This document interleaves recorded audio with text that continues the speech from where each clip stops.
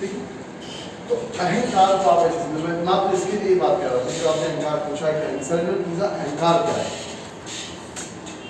तो अहंकार का मतलब होता है, जैसे मैंने आपको एक चार्ट बनाया था कि अहंकार से ही निर्माण हुआ है पंच महाभूतों का और सूक्ष्म तन्मात्राओं का भी, आपके शरीर के इंद्रियों का भी और मन का भी। मैंने आपका जो मन है उसको थोड़ा सा वहाँ से देखिए, क्योंकि आपका जो विषय है वो क्लियर होना चाहिए। ये अहंकार को लेकर के अपन जो लगातार ये बात आती है और आती रहेगी, हमेशा आएगी।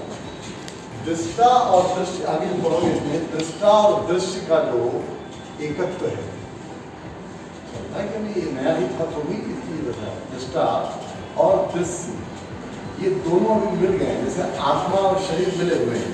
तो अब आप में मिले हुए शरीर से मैं कहूँ कि आप अपनी आत्मा को अलग देखिए, कैसे देख लोगे? ठीक है, और मैं कहूँ कि शरीर को आत्मा से अलग देखो तो ये समझ जाओगे आप, जैसे लेकिन वो बोध में नहीं आएगा आपको, मतलब सिर्फ एक समझ के विषय पर एक जैसे मेंटल कंडीशनिंग हो जाएगी। जैसे मैंने देखा सर हम बात कर रहे थे कि बहुत सारे लोग तो एक ट्रांस की भी कंडीशनिंग करके अपने माइंड में बैठे हैं कि ट्रांस में ऐसा होता है, वो भी एक कंडीशनिंग है माइंड की। ट्रांस मतलब ट्रांस का मतलब नहीं है, ट्रांस का मतलब मतलब एक बहुत ही रिलैक्स, नहीं वो आपके नहीं, वो आपकी हिप्नोथेरेपी। ट्रांस का मतलब कि बियॉन्ड जाना, लौकिक जगत के बियॉन्ड चले जाना, जब सबकॉन्शियस आपका एक्टिव होता है। ये हाँ सर आपकी भाषा में, हाँ, लेकिन ये आध्यात्मिक भाषा में ट्रांस में जाने का खैर मन से ही समझा पर।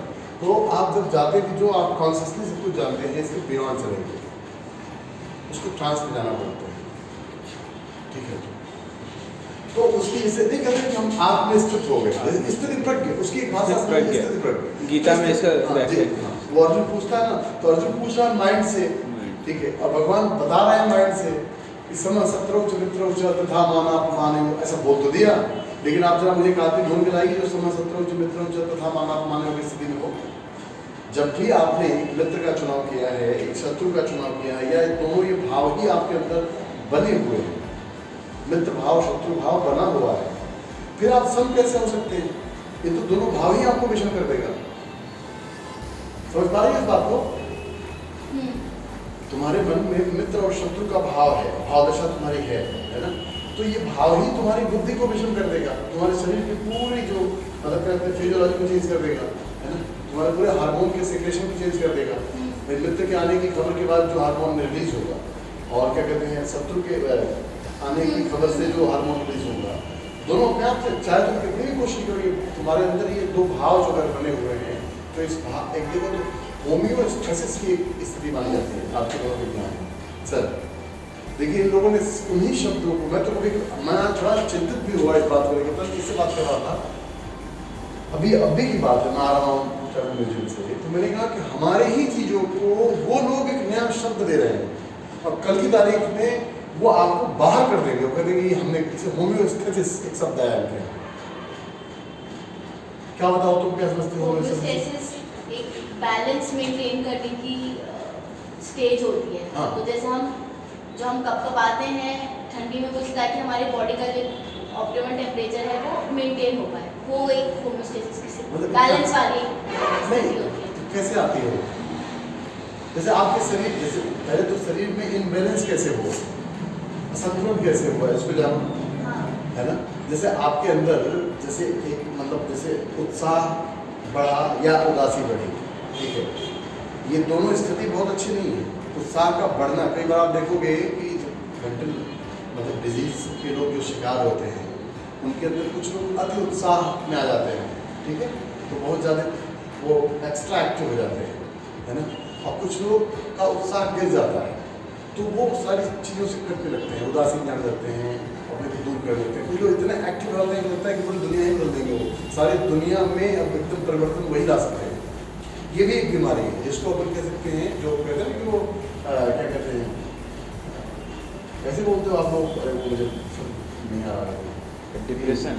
डिप्रेशन नहीं, उसको बोलते हैं कि मतलब जो आदमी अफेक्टिव हो गया, एरिया में जाता है। हाँ हाँ, वो उसको क्या बोलते हैं, सुपीरियरिटी कॉम्प्लेक्स और इंफीरियरिटी कॉम्प्लेक्स। ये कॉम्प्लेक्स जो है बीमारी तो है और क्या है।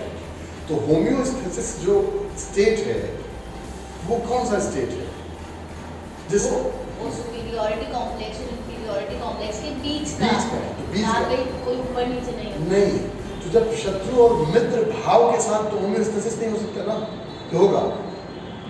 शत्रु और मित्र जो भाव आपके अंदर है, आपके मस्तिष्क में भरा हुआ है, आपका माइंड तो ड्वेल में ही समझता है चीज़ों को ना, हर चीज़ को, ठीक है। तो उसमें आप शत्रु के प्रति एक भाव आपके अंदर बना, एक मित्र के प्रति भाव बना, तो बॉडी जो आपकी है या जो बॉडी की स्थिति है वो होम्योस्टेसिस की नहीं है। क्लियर है? होम्योस्टेसिस तभी होगी जब इन दोनों भाव से आप मुक्त होगे, है ना? Indifferent रहेगा। हाँ, ठीक है। इसी को उन्होंने कहा, जो उसको उन्होंने स्थिति प्रज्ञ कह दिया। अब गीता की भाषा में उसको स्थिति प्रज्ञ कह दीजिए और मनोविज्ञान की भाषा में होम्योस्टेसिस कह दीजिए, तो ले तो रहे हैं यहीं से नहीं लोग। Yes, बिल्कुल। तो आप कहते हैं कि वो आप अपने भाव को मैंने इस स्टेट में ले आओ, बॉडी को इस स्टेट में ले आओ। और अभी मेरे पास एक देवेश्वर जी का नाम सुना, देवेश्वर मिश्र जी यहाँ के काफ़ी बड़े विद्वान रहे हैं, उन्होंने एक वीडियो भेजा है कार्डियोलॉजिस्ट का, कि वो बताता है मतलब मैं कहेंगे तो आप लोगों को भेज दूँगा, वो बता रहा अपने जीवन का अनुभव कि मैंने एक दिन 28 ऑपरेशन करके मैं अपने घर पहुँचा, ठीक है। किसका? हार्ट का। लगातार केसेस थे और घर के काम करके आए, शाम हो गई, खाए नहीं थे, तो मेरी मम्मी जो है खाना लेके आई, उसमें का नहीं खाऊंगा, चाय दिया उन्होंने, कॉफ़ी दिया, तो कहा कॉफ़ी भी पीने का मन नहीं हुआ, काफ़ी छोड़ गया और तुरंत मैं कोलैप्स कर गया, मैं गिर गया, ठीक है। और मुझे हॉस्पिटल में एडमिट किया गया, पता चला कि मेरे ब्रेन में एक बहुत बड़ा मतलब वो था, ठीक है, स्ट्रोक था, उसको हो गया, मतलब उससे ऑपरेशन हुआ। फिर उसके बाद जब फिर से उसका क्या MRI किया गया, तो फिर मतलब डॉक्टर दिखा रहा था, और उसके बाद कहता है कि मैं लगातार सुबह 4 बजे जब करके वो बता रहा था कि बिलीफ सिस्टम, मेडिटेशन और सब चीज़ों का, राजयोग मेडिटेशन मतलब इन लोगों का क्या कहते हैं, ब्रह्म कुमारी वालों का किया होगा, ये राजयोग कहते हैं। और कहता फिर मेरा माइंड बिल्कुल ठीक हो गया और मैं आज एकदम अच्छी स्थिति में हूँ। तो कहता है कि बिलीफ सिस्टम जो आपके 15 ट्रिलियन सेल्स हैं, हर सेल्स को उसने बहुत सुंदर कहा कि एक ऑर्केस्ट्रा की तरह समझो। अब तो जो डॉक्टर बोला, ये मैं नहीं बोल रहा हूँ, मैं योग का डॉक्टर हूँ, लेकिन ये एक डॉक्टर बोल रहा है, कार्डियोलॉजिस्ट, ठीक है, डीएम कार्डियोलॉजिस्ट बोल रहा है, कह रहा है कि बॉडी के 15 ट्रिलियन सेल्स जो हैं सब एक ऑर्केस्ट्रा की तरह, ऑर्केस्ट्रा के म्यूजिक की तरह है, सबके अपनी अपनी धुन है, हर सेल की, उसके अपने टिश्यूज है, बहुत सारे सेल मिलकर टिश्यूज बनते हैं। ये तो पढ़े हैं आप, शरीर को तोड़ दो तो सेल ही मिलेगा ना, ठीक है। और अगर इनको एक सिम्फोनी इनके बीच मेंटेन किया जाए, एक हार्मोनी मेंटेन की जाए, तो ये सेल जो है अपने धुन को, अभी तो ये शोर कर रहे हैं, हर सेल जो है एक मतलब अलाइंड नहीं है, क्योंकि आपका माइंड विक्षिप्त है ना।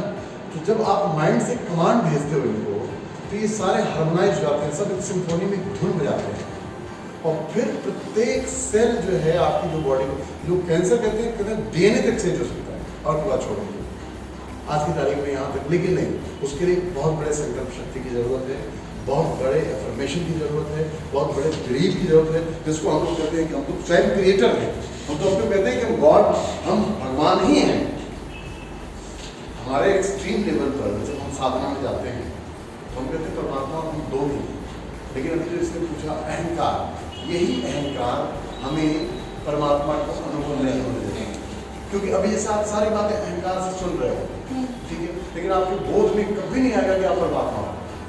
आप कभी भी अपने सेंस को मैसेज नहीं दे पाओगे कि सारे वो हार्मोनी में खड़े हो जाए, एक साथ आपकी बॉडी को हील कर रहे हैं, वो अपना अपना काम कर रहा है, अपने धुन जा रहा है, ठीक है, शोर हो रहा है पूरे जगत में आपके बॉडी में, हार्मोनल डिसऑर्डर हो रहा है, मतलब जो भी करो तमाम तरह की चीज़ें आप ऑटो इम्यून डिसऑर्डर कर सकते हो, इससे हो ही रहा है, ऑटो सजेशंस आ रहे हैं माइंड में।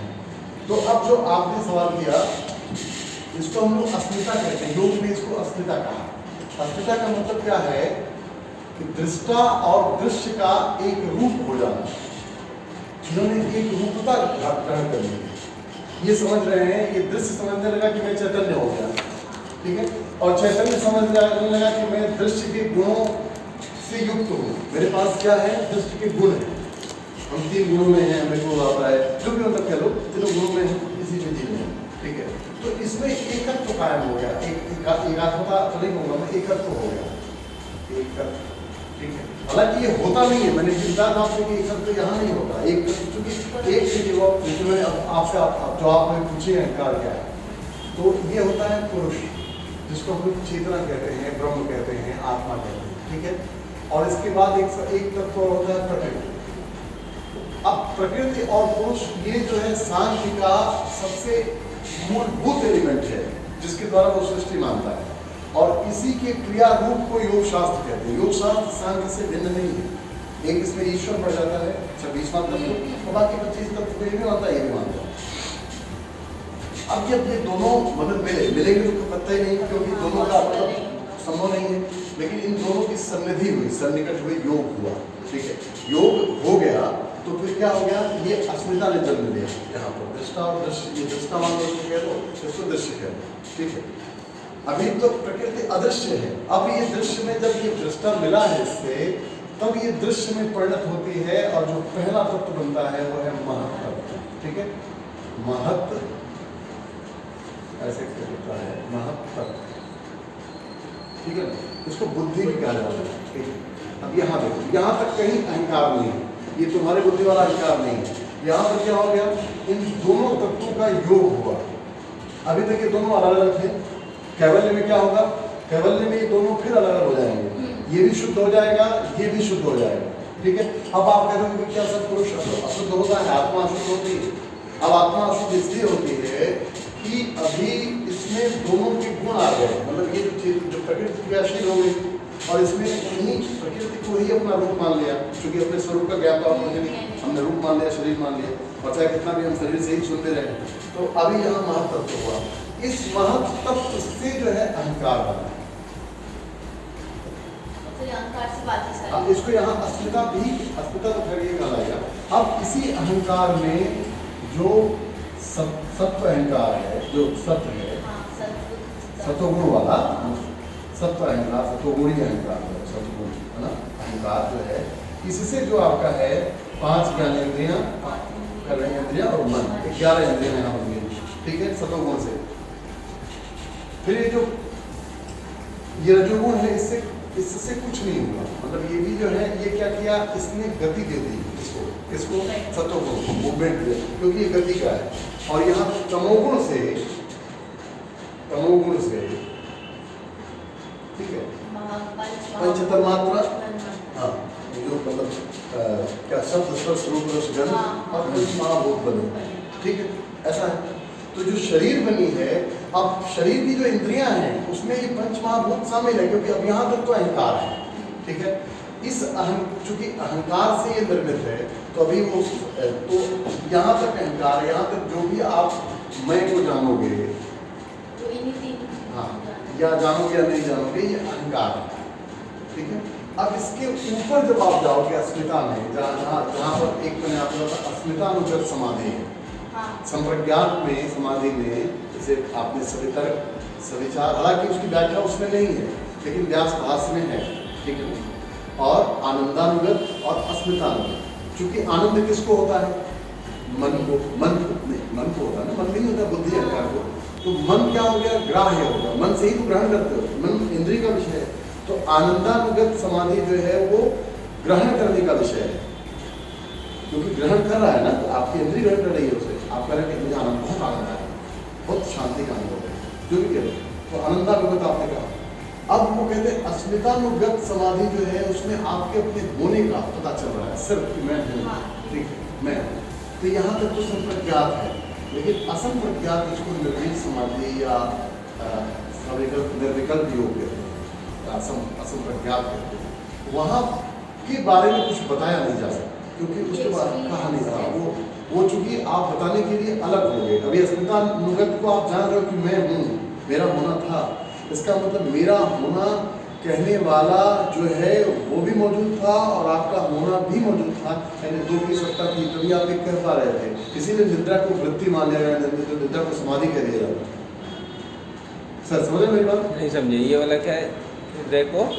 मैंने ये कहा कि जैसे अस्मितानुगत तक आपने कहा कि मैं था, मेरे होने का मुझे पता चल रहा था। जैसे आनंद में कहा कि मुझे आनंद आया, ठीक है, आनंद में बहुत आनंद आया। अस्मिता में कहते बस सब मुझे मेरे होने का पता चल रहा है कि मैं हूँ। तो मेरे होने का पता किसको चल रहा है? समझ रही बात? मेरे होने का, आपके होने का पता जिसे चल रहा हो वो आपसे अलग है। हाँ। जैसे समझ रहे हो ना, जैसे आपकी जागृत अवस्था को जो जान रहा है, स्वप्न की अवस्था को जो जान रहा है, वो जागृत अवस्था का जानने वाले एक कहते हैं ना, जागृत देखो इसको ऐसे देखो, पुरुष की बात करो, ज्ञाता ज्ञाता जैसे ज्ञाता के ज्ञाता, तो एक जागृत पुरुष है, जागृत। अब ये देखो, ये पुरुष अलग नहीं है, मतलब ये अभी जुड़ा हुआ है पहले से, ठीक है ना, तभी जान रहा है ये जागृत पुरुष एक होता है, दूसरा एक पहला, दूसरा होता है स्वप्न पुरुष। पुरुष का मतलब आप समझो ज्ञाता, पुरुष में एक शब्द कामन ज्ञाता मान लो, जानने वाला, ठीक है ना, यहाँ भी ज्ञाता, पुरुष के बजाय जागृत का ज्ञाता, स्वप्न का ज्ञाता, और एक तीसरा हुआ निद्रा यानी सुषुप्ति का ज्ञाता, निद्रा का निद्रा पुरुष। तीन पुरुष आप देखो, जैसे तुम अपने घर गई, सब कुछ जाग रही हो, तुम सो गई, तुम्हें सपना आने लगा, तो सपना जब आने लगा तो उस समय ये जो जागने वाला था, जो सब ये जान रहा था, ये हट गया और एक नया स्वप्न को जानने वाला एक व्यक्ति आया, वो स्वप्न को जाना, ठीक है, क्योंकि अगर ये जानता तो कहता कि तुम अपने बिस्तर लो, तो बिस्तर में रह के तो सपने नहीं देखे जा सकते, बिस्तर की याद बना करके सपने नहीं देखे जा सकते, क्योंकि सपने में बिस्तर नहीं होता, कुछ और भी हो सकता है, ठीक है। और निद्रा में तो ये सब दोनों सपने भी खत्म हो गया, जागृत खत्म हो गया, आपको पता ही नहीं किसी चीज़ का, सारे ज्ञान का अभाव हो गया, तो अभाव को जानने वाला है, अभाव को जानने वाला है, ठीक है। ये अब सवाल ये है कि अब इसमें सत्य कौन है, प्रश्न उठे, तो हमने सत्य किसे माना है, जागृत पुरुष को, हम इसको भी झूठ मान लेते हैं, इसको भी झूठ मान लेते हैं, ना हम अभाव को स्वीकारते हैं जबकि अभाव में जाते हैं, ठीक है, और ना हम स्वप्न को स्वीकारते हैं। लेकिन जब जगत ये जागृत जब मिटता है तो इसके साथ हम इसीलिए चित्त को शुद्ध करने का उपाय स्वप्न और निद्रा भी है, क्योंकि इस पर हम विचार नहीं करते लोग, इस विषय पर हम सोचते ही नहीं, ठीक है ना। तो क्या हुआ कि स्वप्न पुरुष, लेकिन अब इसमें ज्ञाता जो है, जानने वाला तो इन तीनों को जान रहा है ना, तो तीन नहीं हुआ, वो है एक ही, लेकिन अब प्रश्न है एक ही, लेकिन इन तीनों से अलग है, तभी तीनों को जान पा रहा है। अगर तीनों से युक्त होगा, जिसमें जागृत से युक्त हो गया तो स्वप्न नहीं जानता, स्वप्न से युक्त ही बना रहता तो फिर जागृत को नहीं जानता, निद्रा को नहीं जानता, और निद्रा से ही युक्त बना रहता तो फिर जाग करके दुनिया नहीं जान पाता, अभाव को ही जानता हमेशा। तो जानने वाला जो है, जिसको तुम कहते हो मैं, तो ये जो मैं अभी निद्रा का मैं, स्वप्न का मैं, मैंने देखा, यहाँ का मैं, ये अहंकार युक्त मैं है, और एक जो इन सबसे अलग जो इन तीनों को जानता है, वो कह सकते हो वो तुम हो। तो वो तब होता है जब प्रकृति से पूरा आपका वियोग हो जाता है, ठीक है। फिर निर्भीक समाधि, हाँ, वो निर्भीक समाधि, क्योंकि एकदम आप अपनी असलियत तक जाओगे, बहुत जाओगे, इसमें संप्रज्ञात में बढ़ते बढ़ते आप संतर्क से शुरू होगे, ठीक है, सविचार जाओगे, फिर आनंदानुगत जाओगे, फिर अस्मितानुगत जाओगे। आनंद से जब आनंद भी खत्म हो गया तो फिर क्या बचा, आप बचे। अभी आनंद किसको हो रहा था, आपको हो रहा था, अब आप कौन बचे, जानने वाला सिर्फ बचा। तो जानने वाला जो बचा, यानी जानने वाले को भी कोई जान रहा है, तभी तो कह रहा हूं कि मैं हूं, ठीक है ना, समझ पा रहे बात। तो उस मैं को जो जानोगे, तब जब उस जानने वाले मैं को लोगों ने जब वो मिट गया, यानी जानने वाला क्या जानेगा, इन तीन को जानेगा, तीन अवस्थाओं जानेगा। अगर वो जानने, निद्रा वृत्ति क्यों है, क्योंकि निद्रा को कोई जानने वाला है, इसलिए निद्रा वृत्ति है। वृत्ति में जानो कभी भी, निद्रा जबकि अभाव की वृत्ति है, लेकिन पता है अभाव को आप जान रहे हो, इसलिए अभाव को जानने वाला अभाव से अलग है, ठीक है ना। तो लेकिन निद्रा में जब रहते हैं तो उस समय तो निद्रा का अनुभव नहीं होता है, नहीं, निद्रा में जब उठते हैं तब पता चलता है, नहीं होता, लेकिन उस समय अभाव जो उठ के पता चलता है उसी का नाम तो निद्रा है। उठ के पता क्या चलता है, अभाव का, उठ के अभाव का ही पता चलता है, उठ के पता नहीं जाएगा, है ना। तो क्या है, कोई मुझे क्या है, क्या नींद आई, नींद आई तो क्या तुम क्या थे उसमें, तुम स्त्री थी कि पुरुष थी, बूढ़े थे कि जवान थे, दुख था कि सुख था। तो जो अभी आप जो आत्मस्थ स्थिति में जो आप वर्णन करोगे, न सुख है न दुख है ना, तो वो स्थिति निद्रा की है। निद्रा की स्थिति बिल्कुल वही स्थिति है जो आपको अपने स्वरूप में होनी चाहिए, लेकिन बस उसको पता नहीं चलता। उसमें अलग आप नहीं हो पाते ना, आप ही हो जाते हो। तो जब आप ही हो गए तो कैसे जानोगे? जैसे मैं ही हो गया, कल्पना कर लो, तो वो कैसे कहेगा कि मैं जानता हूँ? कैसे? मैं किसी भी चीज को जानने का दावा तभी करूंगा जब जानी गई वस्तु हमसे अलग हो, हमने उसको ग्रहण किया हो। सर नहीं कुछ बंद आ रहा है इसमें? नहीं समझ में आ रहा है सर, लेकिन मैं क्या, जैसे निद्रा है, हाँ, तो क्या ऐसा भी हो सकता है कि जब जागृत पुरुष हो जाएगा, जब उस तत्व तो में वो पहुंच जाएगा, तो जागृत पुरुष की अवस्था जो होगी, वो नींद में जो अवस्था होती है वो अपने जब स्वरूप में स्थित होगा। जैसे आपने कभी महर्षि अरविंदो को देखा हो फोटो में, तो वो बैठते हैं सोते पर ऐसे खुली आँख है, ठीक है, और लोग आ जा रहे हैं लेकिन कोई विचार मन में नहीं बन रहा है, ठीक है, कोई भाव नहीं बन रहा है, कौन है, कैसे है, स्त्री है, पुरुष है, कोई भेद ही नहीं। इसका अर्थ ये नहीं है कि आंखें देख नहीं रही, लेकिन आंखों के दृश्य का जो मन पर प्रभाव पड़ता है या जो धारणाएं होती है वो नहीं हो रहा। सुखदेव जी भी जा रहे हैं, जैसे कथा आप जानते हैं बात को, और महिलाएं देख रही स्नान करते हुए, तो उनके अंदर कोई भाव ही नहीं बन रहा है कि कोई आदमी जा रहा है, कोई पुरुष है, देह का लिंग भेद नहीं है कि हम स्त्री है, ये पुरुष है। और उस व्यक्ति को देख के वो ब्राह्मणी स्थिति का अनुभव होता है। जैसे प्रेम में जब आप किसी के होते हो, तो उस समय जो है अद्वैत की स्थिति होती है, आपका द्वैत भाव बढ़ जाता है, ऐसा। तो वो जो है अहंकार, तो जो तुम ये बात बोल रही हो, जब तक आप अहंकार, ये महत्त्व से अहंकार बना, तो अहंकार कारण है किसका? शरीर का और पंचमहाभूतों का, ठीक है ना? ये कारण है ना, ये अहंकार प्रकृति है। अहंकार किसकी प्रकृति? जब कारण है तो प्रकृति भी है, ठीक है ना? लेकिन ये जो प्रकृति है ये किसी का कारण नहीं है अभी, ठीक है, क्योंकि कोई कार्य ही नहीं कर रही है। कार्य तब की जब पुरुष की समृद्धि हो गई, तो जब तो महत्त्व का क्या हो गई, ये कारण हो गई, और महत्त्व प्रकृति का क्या हो गया, कार्य हो गया। तो महत्त्व यहाँ अहंकार की प्रकृति हो गई, बताया था मैंने, और ये कार्य, समझ लो, साथ ही साथ ये दोनों, मतलब जैसे ये प्रकृति तो प्रकृति है ही, ठीक है, लेकिन ये प्रकृति भी है और कारण भी है, ठीक है, और ये चलता जाएगा ऐसा चलता। लेकिन यहाँ आने के बाद जब यहाँ अहंकार आ गया, तो सत्वगुण क्या हुआ, इसमें शामिल है। तो सत्वगुण से ये निर्मित हुआ, तो सत्वगुण कारण बन गया किसका? आपके इंद्रियों का। लेकिन जब आपका मन किसी का कारण नहीं है, क्योंकि मन से कोई कार्य नहीं हो सकता। ये बड़ी गहरी बात है, आप अपने दृष्टि में देखो, क्योंकि मन तो जो है वो देखेगा, मन कोई नई चीज निर्माण नहीं कर सकता, बना नहीं सकता, और ये सब बना रहा है, जब जो बना दे वो प्रकृति, ठीक है, तो उसके विकार से, विकार तो हो ही गया ना, जब इसमें आ गया तो विकार ही हो गया है। प्रकृति ये विकार, इसका ये विकार है, प्रकृति में विकार नहीं है। प्रकृति का पहला विकार क्या है? महत्त्व है, और महत्त्व का विकार अहंकार है। अहंकार की प्रकृति क्या है? महत्त्व है, ठीक है, समझ आने बात ऐसे।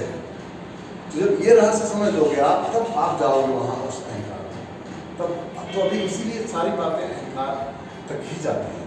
चंद्र अहंकार बार बार उसी शब्द का कोई भी बार यूज करते हैं हम लोग, क्योंकि हम लोग दोनों, जैसे आप कितना भी मैं कहूँ कि आप आत्मा, आप प्रकृति अलग है, पुरुष अलग है, ये आप जो भी सुन रहे हो, किससे सुन रहे हो? उसी अहंकार शरीर से जुड़े हो, अस्मिता से सुन रहे हो, है ना? अविद्या, अस्मिता का मतलब अविद्या। अभी आपको अब जो आगे इसमें इस बारे में है, अब ठीक है, तो इसको बिठाएं और आगे हम आज जोड़ते हैं। आज क्रिया योग पर आते हैं, ठीक है, क्रिया योग में ये सब हमारे पास उसके दिमाग सूख जाता है, क्या सूख जाता है, इसको बंद कर देना चाहिए। क्रिया योग जो है, जो अपने योग के 3 अंग हैं, 3 नहीं, सर 8 अंग है, हाँ, यम नियम के 3 नहीं, तप नहीं है, तप एक तप है, तप, स्वाध्याय, ईश्वर प्रणिधान, तप, दूसरा स्वाध्याय,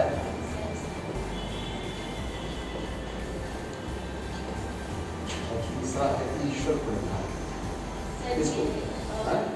गीता में जो हम कर्मयोग की बात करते हैं, हाँ, उसी से रिलेटेड है। नहीं, अभी वहाँ मत जाओ, प्रणिधान, हालांकि देखोगे तो जरूर मतलब उसमें सिमिलरिटी है, लेकिन वहाँ जाकर हम थोड़ा सा अभी इसको अपन देख रहे हैं। ईश्वर परिधान हम देख चुके हैं। ईश्वर परिधान मतलब होता है ईश्वर की भक्ति या शरणागति, ठीक है। ईश्वर मतलब कौन, अब यहाँ पर ये ईश्वर इनका वाला ईश्वर विशेष तौर पर प्रणव, ठीक है। तब को इन्होंने जो परिभाषित किया है, किसी भी दशा में जो है आप का जो विचलन ना हो, इसमें परिभाषा दी है तीनों का एक होना, क्रिया योग। दूसरा अध्याय का पहला सूत्र समाधान क्रिया योग। तब मतलब है वर्ण आश्रम परिस्थिति और योग्यता के अनुसार स्वधर्म का पालन करना और उसके पालन में जो शारीरिक और मानसिक अधिक से अधिक कष्ट प्राप्त हो उसे सहर्ष सहन करना नाम का इस काम भाव से इस तब का पालन करने से क्योंकि जो व्याख्यान करते हैं वो अपने मन उनका अपना एक कुछ होता है। तब का मतलब ये हुआ कि एक निश्चल अवस्था को प्राप्त करना, जैसे मन का, जैसे सामान्य तौर पर हम लोग देखें तो दुख के निरोध के लिए काम करते हैं, दुख से बचने के लिए करते हैं। और तब का मतलब ये है कि विपरीत से विपरीत कोई लोग खड़े होकर के आग में जो तौर करके तब पंचाग में तापते हैं, क्या करते हैं, तो वो एक अभ्यास करते हैं कि दुखद से दुखद परिस्थितियों में भी उनके मन में तनिक क्षोभ उत्पन्न न हो। तो मतलब जो होम्योस्टैसिस की हाँ। वो परमानेंटली वो स्टेट मेंटेन करके रखना। नहीं, होम्योस्टैसिस कह सकते हो आप एक लेवल पर, हाँ कह सकते हो कि मतलब वो राग द्वेष की जो वृत्ति है उसकी स्थिति में ना, जैसे मान लो अभी आप सब कुछ सहज है, अपन सामान्य बैठे हैं, लेकिन अभी प्रतिकूल हो जाए तो हमारे सामान्य जो मन की स्थिति है या जो वो डिस्टर्ब हो जाएगी। लेकिन जो तप में जीने वाला व्यक्ति है वो उस समय भी अपनी सामान्य स्थिति को नहीं खोएगा। और सामान्य स्थिति जिसको अभी हमने स्फटिक मणि की बात ही कहा है ना, चित्त जब निर्मल हो जाए, तो जिसकी जो तपस्वी होगा, जिसको दुख विचलित नहीं करेगा, जाहिर सी बात है उसे सुख आकर्षित भी नहीं करेगा। सुख का आकर्षण उन्हीं लोगों के जीवन में है जो लोग दुख से विचलित होते हैं या दुख से बचना चाहते हैं, दुख का निरोध करना चाहते हैं। आप जो चीज़ चाहते हो करना, ठीक है, उसी से तो आप मतलब आपके विचलन का कारण उसी का होना है ना। तो तब मतलब कठिन से कठिनतम परिस्थितियों में अपने मन की अविचल या शांत अवस्था को बनाए रखना। होम्योस्टेसिस ठीक ही कहा एक लेवल, ठीक है। तो ये तप है, और ये तप जब करोगे आप तो स्वाध्याय होगा। स्वाध्याय का अर्थ होता है स्वयं का, मतलब पहले स्वाध्याय करो, पढ़ो। तो ये जब भी स्व शब्द आए, स्वास्थ्य आए, स्वतंत्रता आए, तो आप स्व मतलब क्या, महर्षि पतंजलि के ग्रंथ को पढ़ना, क्या लेके बैठ गए इसी को पढ़ना है, तो ये स्वाध्याय नहीं है ना, एक इंद्रियों का विषय हो गया फिर। और यहाँ तप में इंद्रियों को विचलन से मुक्त किया जा रहा है। मन रूपी इंद्रिय जो सबसे सूक्ष्म इंद्रिय है, यानी जो आपका अहंकार है, उस अहंकार में किसी भी प्रकार का आंदोलन न हो, अहंकार इसलिए सम की अवस्था है। तो ये सब एक मतलब एक स्टेट ऑफ माइंड है या उसको करने के लिए एक लेवल पर देखो, स्टेट ऑफ माइंड के सिवाय कुछ भी नहीं है। अगर देखो जनरल में तुम माइंड से ही जान रहे हो, माइंड भी तो नहीं खोजा जा पाया, तो आत्मा तो छोड़ दो। हम तो आपके मनोविज्ञान की भाषा में तो माइंड भी नहीं खोजा गया ना। माइंड को तो आप अपने बॉडी में होने वाले केमिकल रिएक्शंस के आधार पर माइंड का अनुमान लगाते हो कि आपके माइंड में ऐसे विचार चल रहे हैं क्या, जिसको आप कहें कि आप मुझे उदासी आ रही है, तो क्या निगेटिव थॉट आ रहा है आपके मन में, ये कैसे आप कहोगे? वो अपने कारण को बताएगा, तो वो कारण क्यों हुआ है, तो आप कह रहे हैं कि साहब उसका जो सेरोटोनिन लेवल कम हो गया है, ठीक है ना, ये बोलोगे क्योंकि जो स्ट्रेस हार्मोन है वो रिलीज ज़्यादा होने लगे हैं, तो आप शरीर में फिजियोलॉजिकल चेंज देखोगे, व्यवहार तो देखोगे आप उसका। जैसे उदास रहना एक व्यवहार हो गया उसका, वो कुछ कर नहीं रहा है, वो करने लगा है, तो एक व्यवहार है, तो आप उस व्यवहार से उसके मन का अनुमान लगा रहे हैं। भाई वो वैराग्य भी हो सकता है उसका, तो आपके पास तो विवेक के लिए कोई शब्द ही नहीं है। जैसे किसी को 8 घंटे नींद ना आए, 6 घंटे नींद ना आए, तो आप कह देंगे ये आदमी थोड़ा सा ये क्या कहते हैं, ये साइकोसोमेटिक डिसऑर्डर में जा रहा है या फिर ये एबनॉर्मल मतलब साइकोलॉजी की तरफ जा रहा है, बोलोगे नहीं बोलोगे? सामान्य तौर पर आपका एक मानक है कि 6 से 8 घंटे की नींद होनी चाहिए, ठीक है, कोई कहता मुझे नींद नहीं आती, कोई कहता याद देखा सब होता नाम तस्याम जादव संधि जो कृष्ण बोल रहे हैं, तो तुमके लिए वो महामेंटल बीमार कराएगा वो। और कहते भी हैं कि जो लोग थोड़े स्पेशल होते हैं वो थोड़े मैनिक मनोविज्ञान की भाषा में होते ही हैं। ऐसा भी कहते हैं बिना मैनिक हुए बहुत बड़ी चीज़ अचीव नहीं की जा सकती, ऐसा भी माना जाता है। तो वो कहते हैं थोड़े मैनिक होते हैं, तो इन लोगों का तो अलग ही मानक है।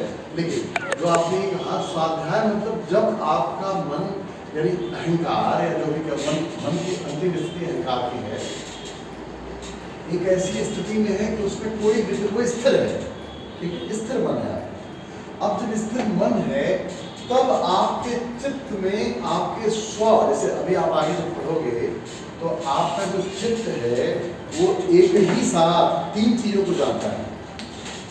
चित्त है, एक तो जो चित्त है हमारा, मान लो ये चित्त है, इसके ऊपर जो है चेतना है, कॉन्शसनेस जिसे कहते हैं, ठीक है।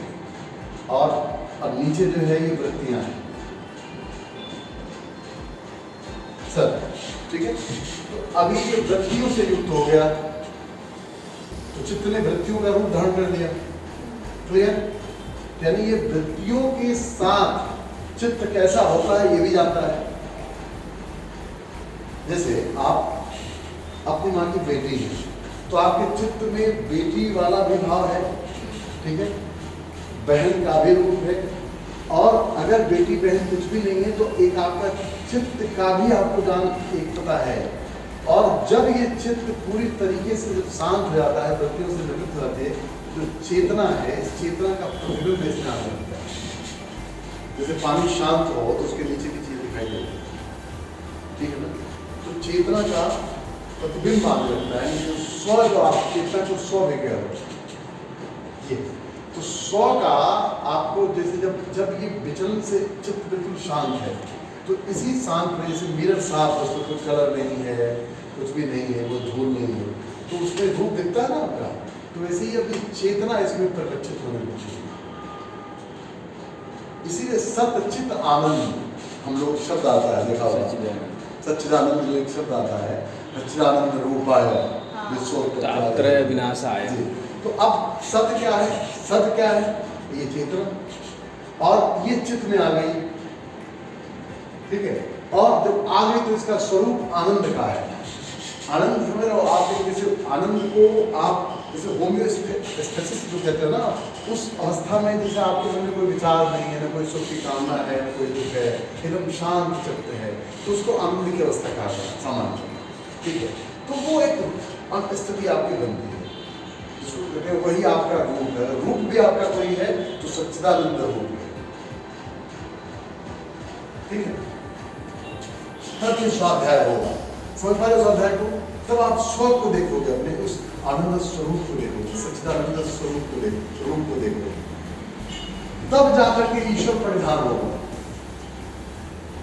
तब चूंकि उसमें क्या होगा, तुम अपने रूप को मतलब तुम भी अपने पुरुष रूप को जानने लगे, तब तो इसी ईश्वर विशेष पुरुष की शरणागति लोगे। यदि तुम भी क्लेश, तुम भी जैसे इसी पुरुष की तरह चूंकि चेतना जिसमें चेतना दिखने लगी तो तुम्हारा भी जो रूप हो गया वो क्या हो गया, वो क्या कहते हैं, वो पुरुष का रूप क्लेश रहित हो गया, आशय रहित हो गया, विपाक रहित हो गया,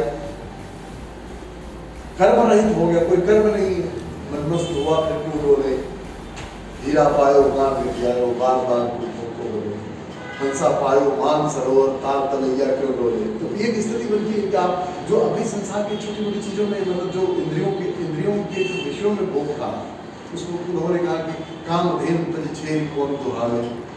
कब तो मेरे पास कामधेनु है, जिसको मैंने कामधेनु का दूध जिसने पी लिया हो, वो बकरी का दूध क्यों पिएगा, जिसको उस परम आनंद की अनुभूति हो चुकी हो, वो इस वाले आनंद जो तेजनाओं के साथ हम उत्तेजित होकर लेते हैं और फिर शांत हो जाते हैं, उसकी तरफ क्यों जाए। जिसको कहते हैं कि वो ये जो मतलब जो जिसको मस्ती है, ब्रह्मानंद की जिसको मस्ती है, वो मस्त होने के लिए भांग और गांजा ये शराब क्यों पिएगा, आप बताओ, समझ रहे ना। तो ये इस टाइप का है, ये है किया है। क्या करना है तो ये तब करो, तब का मतलब अपने को सारे विचलन से मुक्त रखो, फिर अपने स्व के स्वरूप का अध्ययन करो, उसका स्वरूप कैसे तुम्हारा स्वरूप देखोगे होम्योस्टेसिस स्थिति में कुछ है ही नहीं है, क्योंकि उसमें कोई चाह ही नहीं है ना। चाह होगी तो वो होम्योस्टेसिस स्टेट में गए, चाह नहीं है। ये सबके लिए उसकी डेफिनेशन पढ़ते हैं। समत्वम योग समता योग उच्चते। वो तो योग का डेफिनेशन है ही बिल्कुल। तो ये मतलब वही उसका मतलब यही है कि गीता में तो योग यही है, बैलेंस। लेकिन समत्वम योग उच्चते को ऐसे सुनो, तो आपने इतना तो पढ़ लिया, दूसरा लाइन पूरा पढ़ो उसका। देखो उसका है योगस्थ कुरु कर्माणि, माने तुम योगस्थ हो के कर्म करो, ठीक है, तब समत्वम आता है। योगस्थ कुरु कर्माणि संगम त्यक्त्वा धनंजय, तो वही फिर संग का त्याग करो। संग मतलब असफलता, विफलता, शत्रु मित्र, अपना प्राय, जो होम्योस्टेसिस वाली स्थिति में आओ। संगम त्यक्त्वा धनंजय, संग का त्याग करो। और सिद्ध सिद्धो, सिद्ध और असिद्ध में समो भूत्वा, सम रहो। ये समत्वम योग उच्चते, ये है होम्योस्टेसिस। तो वो ये तब जो करवा रहे हैं ये उसी सिद्ध और असिद्ध की अवस्था में। जैसे मान लो कि दुख में तुम संपूर्ण ही रहोगे, जो सुख चाहता हो वो दुख में कैसे संभलेगा, समझ रहे हैं? तो है सब जुड़ा हुआ है एक दूसरे से। तो समत्वम योग उच्चते कहने से नहीं हो जाएगा। आप समत्व की स्थिति में हैं कहाँ? हर बार जब भी कोई स्टिमुलाई आता है बाहर, तो आपकी समता को ही तो छीनता है, आपको विषम बनाता है कि नहीं? कोई भी स्टिमुलस जो है वो आपको क्या करता है, उत्तेजित करता है, एक्साइट करता है। अब वो स्टिमुलस चाहे ईश्वर ही क्यों ना हो, बात में करा ध्यान साधना कई बार बन जाता है, वो भी स्टिमुलस की तरह हो जाता है। जैसे महात्माओं के साथ होता है, आप देखोगे कि वो भी क्या करते हैं, मतलब अब उनको 3 बजे जग के साधना, वो भी एक स्टिमुलस बन गया, जगना है साहब, बंधन हो गया। किसी को उन्होंने कहा कि मतलब क्या कहते हैं वो साधो सहज समाधि, साधु समाधि ऐसा, ठीक है। तो ये समझ गए ना, तो तब होगा तो स्वाध्याय होगा, तब के बिना स्वाध्याय नहीं होगा, पराध्याय होगा। तब से पहले आप स्व का अध्ययन नहीं करते, पर का अध्ययन करते हैं, या पर के रेफरेंस में स्व का अध्ययन करते हैं। अभी आपको जो स्व का मतलब जो ज्ञान है वो पर के रेफरेंस में, अदर्स रेफरेंस से क्रिएट स्व है आपको, है ना, है ना, ये स्थिति है। यहाँ अदर्स है ही नहीं, अदर डिसअपियर हो गया, स्व है। तो उसमें फिर स्व में ये मत सोचना कि अदर होगा ना, सब हो, सब में तुम अपने आप को देखोगे। जो वो अभी मैंने कहा था आपको, एम्पैथी, समानुभूति, जो एक शब्द आता है, वो कहते हैं मन स्थिति, सेम मन स्थिति में आप आ गए। उसको आप अंडरस्टैंड कर रहे हैं, उसके मन को अंडरस्टैंड कर रहे हैं। एक बात एक होता है उसके मन को महसूस कर रहे हैं, ये दोनों बहुत फर्क है। महसूस में अंडरस्टैंड नहीं होता, महसूस आप अपने ढंग से करोगे, अगर अंडरस्टैंड करोगे तो उसके ढंग से करोगे, समझ रहे हैं? ये बात है जो बहुत, इसलिए एम्पैथी वर्ड अभी 150 साल से प्रचलन में आया, पहले सिंपैथी था, एम्पैथी भी आजकल आने लगा आपके विज्ञान में। तो ये एक तो तुम्हारा विज्ञान के अर्थ क्या, विज्ञान जो ये मनोविज्ञान है, ये विशुद्ध रूप से इसकी डेप्थ साइकोलॉजी में ऐसा इसमें है, स्पिरिचुअलिटी में, लेकिन वहाँ तक हिदायत आते ही नहीं ये ऊपर। और इंडिया के लोग ऐसे हैं कि वो काम नहीं कर रहे हैं। जैसे होम्योस्टेसिस उसने पढ़ा दिया तो हमको ज़्यादा स्टडी पर से ज़्यादा समीचीन और प्रायोगिक को लगता है होम्योस्टेसिस। क्यों? अभी तुम कहें कि स्थिति प्रज्ञ बनो, तो तुम कहोगे ये कैसे संभव है? हम भी कहें कि बेटा और बताएं कि आप बंदे बात बना तुष्ट, कि अपनी आत्मा से अपनी आत्मा में ही संतुष्ट रहो, आत्माराम। हाँ हाँ, तो कहोगे ये तुम्हें कैसे संभव है? आप बोल दोगे। लेकिन होम्योस्टेसिस मैंने कहा तो खर्च आपने उसको सब कर लिया कि हाँ सर वो स्टेज हो सकती है ना। लेकिन समझा आपने क्या, सब कॉन्शियस माइंड उन सबों को ये हम लोगों के अंदर एक हीन भावना आ गई ना अपने ग्रंथों के प्रति, लोग हीनता के शिकार है। जब फ्रायड कहता है, जुंग कहता है तो बात समझ में आती है, पतंजलि कहते हैं तो बात थोड़ी ऊपर से निकलती है, अरे छोड़ो अभी जाओ आप डॉक्टर से बात करो कि नहीं साहब हम करते हैं इलाज, गीता में इलाज है साइकोसोमेटिक डिसऑर्डर का, तो ये सस कर लेगा वो, लेकिन कोई क्लिनिकल साइकेट्रिस्ट के पास ही जाना चाहेंगे? ऐसा समय हो गया क्या? अभी 6:31 हुआ है। तो इसके संबंध में कुछ प्रश्न बनता तो दूसरा क्रिया योग को मानो हमने एक विषय लिया क्रिया योग संबंध में लिया। अभी तो मुझे सिर्फ इन 3 शब्दों का मतलब समझ में आता है। इन तीन ही शब्दों का अभ्यास इन तीन को कहते हैं तपः स्वाध्याय ईश्वर प्रणिधान क्रिया योग। यही 3 क्रिया योग हैं। तीन ही तो ये भी तो नियम के अंदर आता है ना। कौन? तप स्वाध्याय ईश्वर। हाँ आता है ना, ये यम और नियम। हाँ, ये सही। इसमें एक जो है कई जगह मिलता है कि क्रिया योग से सिद्धियाँ बहुत आसानी से और जल्दी मिल जाती है।